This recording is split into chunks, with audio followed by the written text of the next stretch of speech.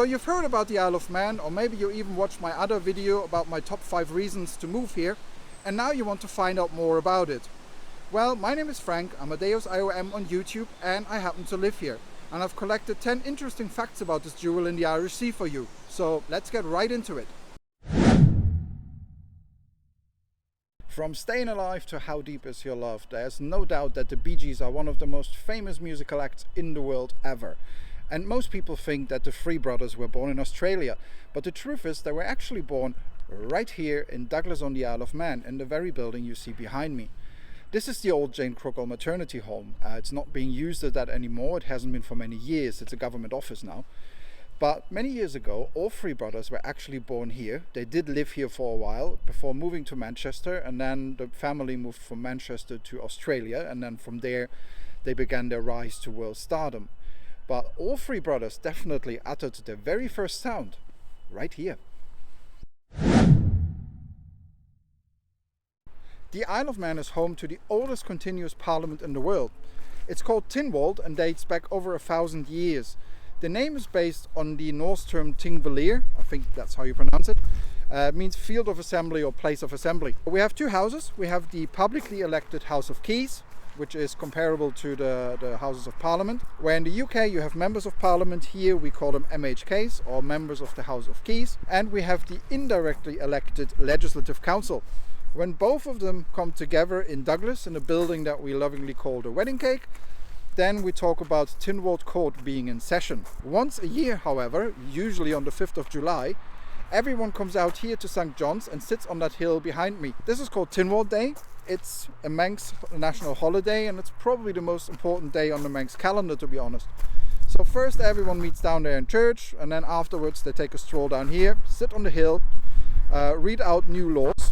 Every new law that has received royal assent must be read out there within 18 months or it lapses. Also, Tynwald Day, while it is largely ceremonial, it's a chance for everyone to feel mightily important and, walk around the village and with their wigs on and whatnot. Any citizen can also bring a grievance on this day. So if you have something, a department ignores you, or you have something that really bugs you, or you think you've been wronged by government, you have a right to be heard on Tynwald Day. So you are, brought forward, and your grievance, you can read out your grievance. So that's a bit of a quirk that we have, and it is being used, and it is actually quite useful. The other interesting bits, and I might do a separate episode on politics in the Isle of Man at some point, but the other interesting bit for now is that we don't really have a party system. So while there are political parties, you have Manx Labour, you have Liberal Vannin, it's probably the newest party, they're about 10-15 years old. There's no real party system in the House of Keys, so the majority of candidates stand as independents. It sometimes only takes a few hundred votes to get in, which means we have an interesting mix of representatives from all walks of life. You have farmers, teachers, doctors, businessmen, and it kind of seems to work pretty well. Some people say we're overgoverned for a small country of 80,000 people, and I tend to agree, we are overgoverned. We could probably do without the Legislative Council for starters, but that's a discussion for a different day. For now, this system has worked for 1,000 years. It serves us well. The island is doing well. The politicians are doing a reasonable job, as you can see. The place is prosperous. And there's every chance that Tynwald will continue for another 1,000 years. I'm sticking with politics for my next Isle of Man fact, and it's one not many people seem to know. The Isle of Man was the first place in the world where women could vote in a national election. In the UK, the vote for women came in 1918 on the back of the suffragette movement, very famously. In the Isle of Man, women could vote in national elections as early as 1881. Now, there were some restrictions attached to this. You had to own property and you had to be of a certain standing in society, but you could vote. This was not achieved through a big movement or a campaign or protests. Instead, one MHK called Richard Sherwood, who was the MHK for Glenfarba at the time, kind of sneaked it in and caught the opposition by surprise. He simply removed one word from existing legislation, and this word was male. He argued that under the principle of no taxation without representation, it wasn't fair for women not to get a vote if they paid taxes. He got his way, and women were allowed to vote. The law was changed again in 1919, when all women were then allowed to vote, regardless of if you own property or not. But we were way ahead, and back in 1881 women were already allowed to vote here. A very common question I get asked is if it's true that we don't have speed limits in the Isle of Man. The answer is we do have speed limits. In town I have to go 30 just like I have to do anywhere else. What we don't have is a national speed limit. And that means that as soon as I pass this sign, I can do this.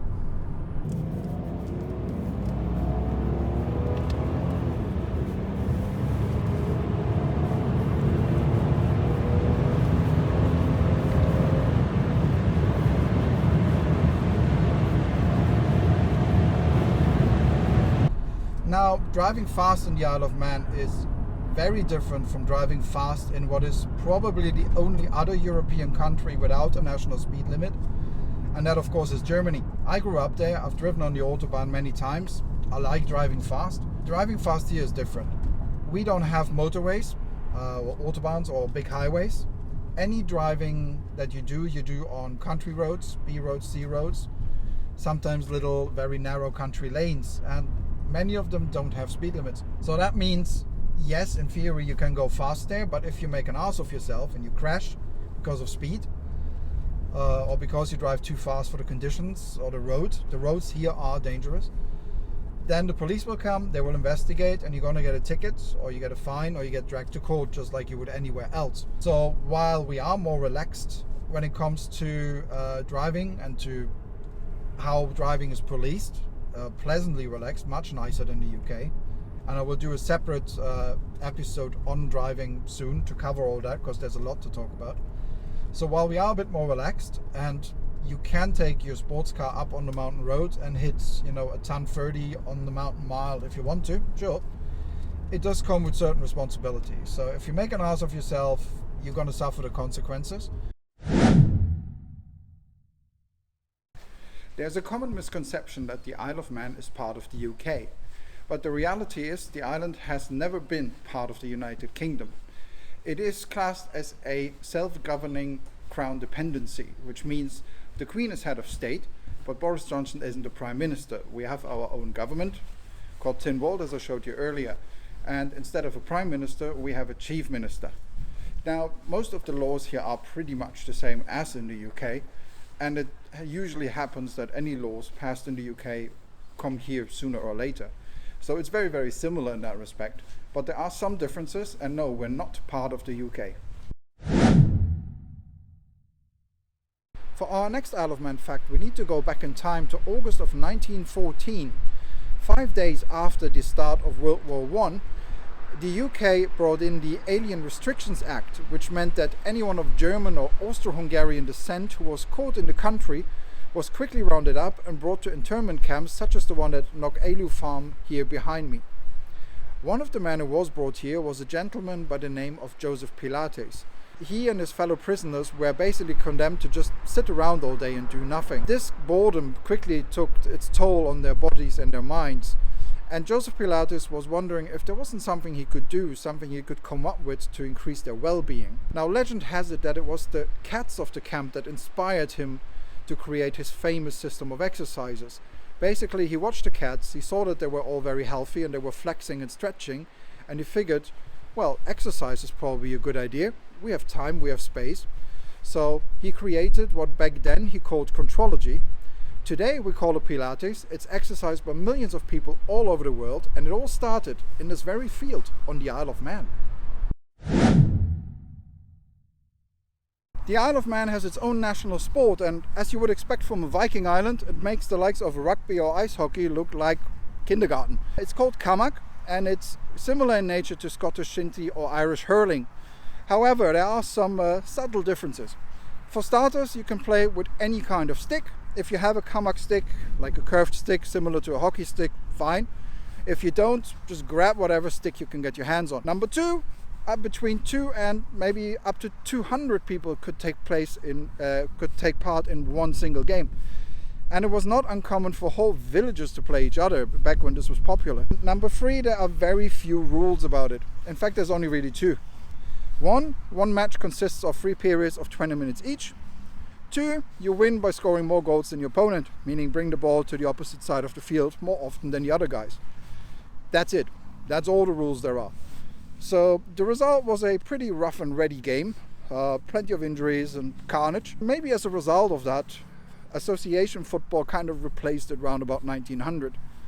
However, there's still one game being played every year. On the 26th of December, if you come down to this very field in St. John's, you will see a huge crowd of people, all carrying sticks and all going at each other. Quite mild-mannered these days, I have to say.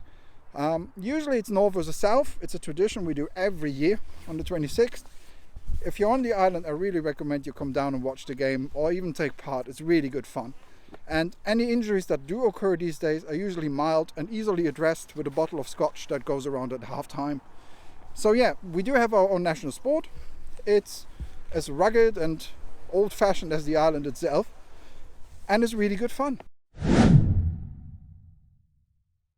The Isle of Man is probably most famous for being the home of a certain motorbike race called the Tourist Trophy.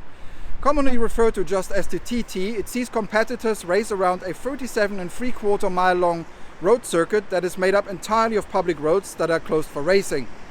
It usually starts here in Douglas, with the start line being just behind me, but of course this year Corona has forced its cancellation. We're all hopeful there will be a TT next year, but it hasn't been confirmed yet. Until there is real racing, I recommend you search on YouTube for Isle of Man TT and just check out some of the videos. But really nothing comes close to seeing this event in real life, so if you ever get a chance to come here and watch the TT, please do it. It's a once in a lifetime thing to do. I promise you will not regret it. It's also known as the friendly races because it's relatively open. You can talk to riders, you can just walk around the paddock. It's miles away from the VIP snobbery of Formula 1 or MotoGP. I will do a separate episode about the TT and racing in general because it's a big topic. But for now, all you need to know is that the Isle of Man is home to the most amazing motorsport event on earth, and you really need to see it at least once in your life. The Isle of Man is the perfect place if you're into stargazing. We have 26 registered dark sky sites.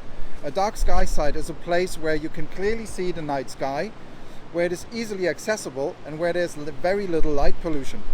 Now the whole island is pretty dark in terms of light pollution. There's no big city, no big airports or floodlights. So if you're into stargazing, then the island is definitely a great place for you. The Isle of Man is without a doubt a place of exceptional natural beauty, and in fact the whole island is classed as a UNESCO biosphere. Now that's not something enshrined in law or given it superpowers, but what it means is that the development that is needed for us humans to live and prosper here, and the preservation of the countryside and the environment and everything within it, is done in a very responsible way. We don't just concrete over the countryside or build skyscrapers. We are very careful and sustainable and considerate when doing these things, and there's loads of rules here. As a result, when you come here, you will see that this is a beautiful place with a very clean countryside, clean air, beautiful green hills, and all this adds greatly to your quality of life. The Isle of Man is also the only place in the world where the whole island, and in fact the whole country, is classed as a UNESCO biosphere. So when you come here, you can look forward to beautiful green countrysides, and you can rest assured that everything is done to keep them that way.